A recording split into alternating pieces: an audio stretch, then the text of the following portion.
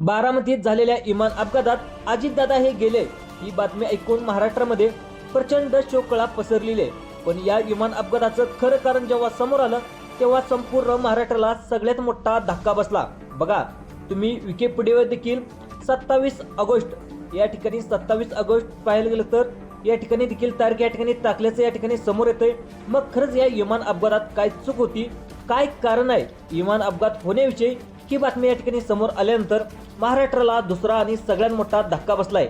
सकाळी जेव्हा एक विमान बारामतीमध्ये ज्याचा अपघात झाला अशी बातमी आली आणि सुरुवातीला सांगितले गेले की अजितदादा पवार यांच्यामध्ये बसले होते, त्यांची प्रकृती चिंताजनक आहे, त्यांना हॉस्पिटलमध्ये हलवलंय. पण काही वेळातच अचानक त्यांचा मृत्यू झाल्याची दुसरी बातमी देखील या ठिकाणी समोर आली. महाराष्ट्राला पहिला धक्का बसलाच होता, परंतु सुरुवातीलाच वाटलं विमानात काहीतरी बिघाड झाला असेल किंवा धावपट्टी दिसत नव्हती किंवा वातावरणात काही बिघाड झाल्यामुळं काही विषय झाला असेल. पण खरं याचं सत्य अत्यंत दडलेलं होतं. बघा, खरं सत्य या ठिकाणी भलतंच निघालं, कारण की अपघाताच्या शेवटच्या 10 सेकंदामध्ये नेमकं काय घडलं याची देखील माहिती शोधतं DGCA या सरकारी संस्थेचा अहवाल या ठिकाणी आता आलेला आहे.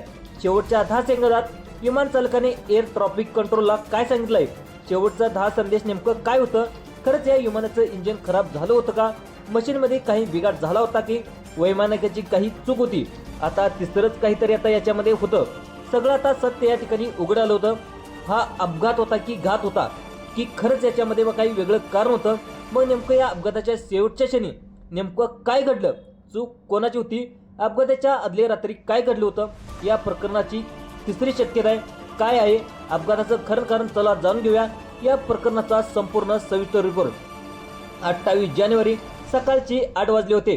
बारामतीचा गोजोबावी परिसरात अचानक एक मोठा स्फोट झाला आणि संपूर्ण महाराष्ट्राला हादरा बसला. टीव्हीवर ब्रेकिंग न्यूज येत होती. उपमुख्यमंत्री अजित पवार यांच्या विमानाला भीषण अपघात.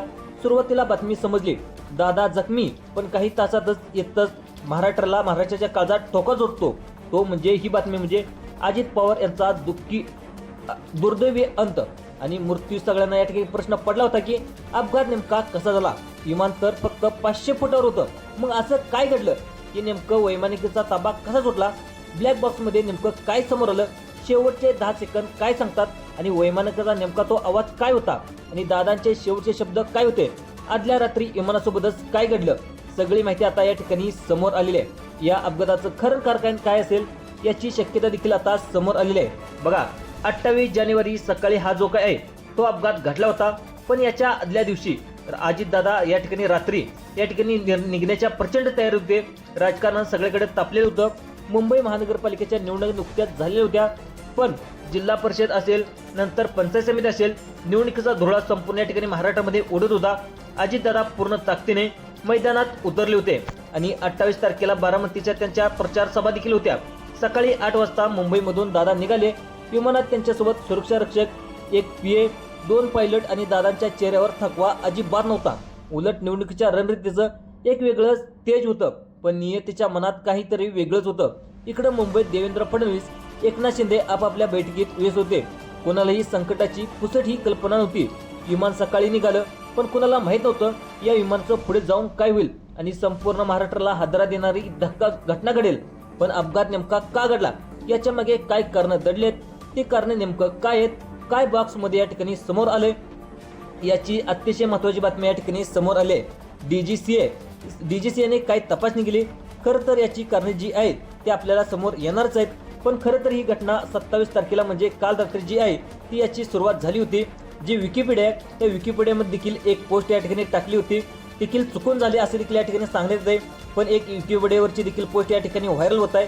तर अजित पवारचा हा जो काही मृत्यू आहे, जो अपघात आहे, तो घात देखील असं देखील या ठिकाणी विकिपीडियाच्या काही लोकांनी सांगितलेलं आहे. तर आता सकाळी अपघात झाला, पण काल रात्री म्हणजे 27 जानेवारीच्या रात्री या ठिकाणी दादा आपल्या मुंबईतील निवासस्थानी या ठिकाणी होते. दुसऱ्या दिवशी बारामतीत त्यांच्या 4 सभा होत्या, म्हणजे आज 4 सभा असल्यामुळं काल ते लवकरच त्या ठिकाणी नियोजन करत होते.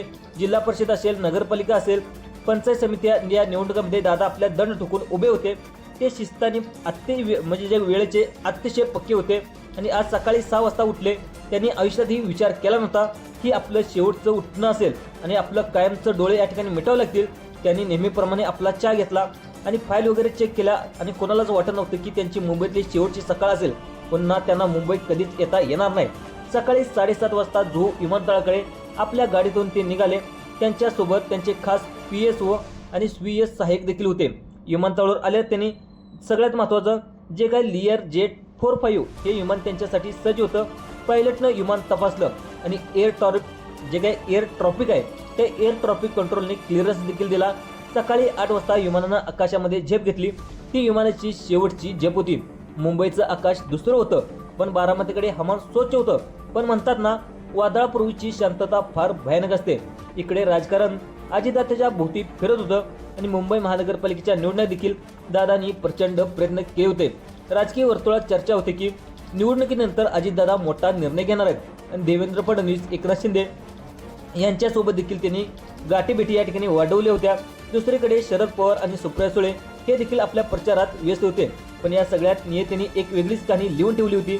नियतीच्या मनात अजितदादांचा शेवट आज होणार होता, पण कोणालाही कल्पना नव्हती. विमान जेव्हा पुण्याच्या हद्दीत शिरलं तेव्हा दादांनी त्यांच्या PAला शेवटच्या सभेच्या भाषणाबद्दल काही सूचना देखील देण्यात आल्या होत्या. उत्साहात ते होते अतिशय उत्साहामध्ये. बारामतीची जनता त्यांच्यावर प्रचंड प्रेम करते. जसे की बारामती जवळ येत होती. बारामती विमानतळापासून अवघ्या काही किलोमीटर असतानाच विमानाचा आवाज बदलू लागला. खरं तर ही घटना, हा अपघात होणार होता त्याची सुरुवात काही किलोमीटरच आधीच झाली असावी. पुण्याच्या हद्दीत विमान शिरलं आणि बारामती काही अंतरावर होती. तेवढ्यात विमानाचा आवाज बदलू लागला. खरं तर DGCAचा रिपोर्ट आला. त्या रिपोर्टमध्ये विमानाचं अपघाताचं सगळं रहस्य या ठिकाणी उघड होणार होतं. पण अपघात होणं अजून बाकी होतं आणि विमान आता लँडिंग होण्या म्हणजे उतरण्याच्या दिशेने हळूहळू खाली येत होतं आणि गोजोबाईचा परिसर अतिशय चांगला दिसत होता. उंची पाहायला गेलं तर 1000 फूट राहिली होती.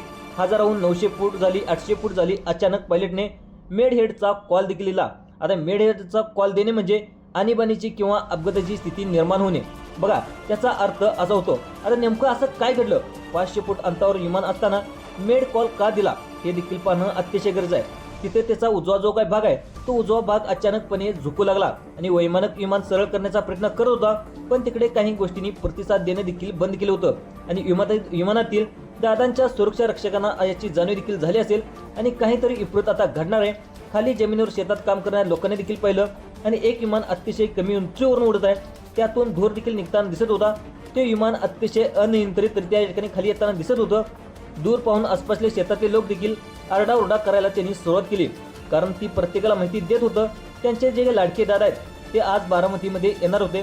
काही जण सभेला जाणार होते, काही जण त्यांचा प्रचार देखील करणार होते आणि काही जण वेगळं नियोजन देखील केले होते.